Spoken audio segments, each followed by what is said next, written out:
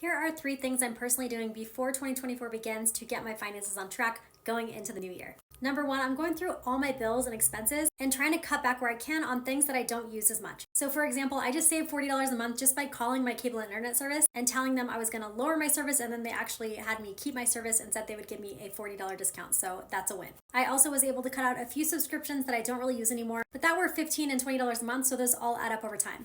Number 2, I'm looking at ways to streamline my expenses and make my life easier going into the new year. So for example, I had a lot of charges that were like $2 or $5 each month, and I found ones that I could upgrade to an annual subscription, which will actually save me money in the long run. So I just upgraded all those little small charges. That way I don't have to track all those little tiny things throughout every single month. I'm also finding deals and things I'll need for next year and stocking up on those things so that I have enough stock up until the spring ideally. Things like paper good, toothpaste, stuff I need for my face wash and things like that. Those are all items that you can bulk shop on, and then you don't have to worry about buying them for months and maybe even 6 months or a year. And the third super important thing I'm doing before 2024 starts is I'm getting really clear on my goals and what my financial goals are for next year. I'm creating a plan for saving, investing, and even categories like travel, and I'm planning in advance on how much I'll be able to save in each category a month in order to hit those goals by the end of next year. If you still have a lot of debt or don't have an emergency fund yet, ideally your goals would be for paying down debt and saving for an emergency fund. But obviously, if you're saving for a house or other bigger expenses, you want to make sure that you include those too. Let me know what your goals are for 2024. I'd love to hear them. And make sure you share this post to help more people.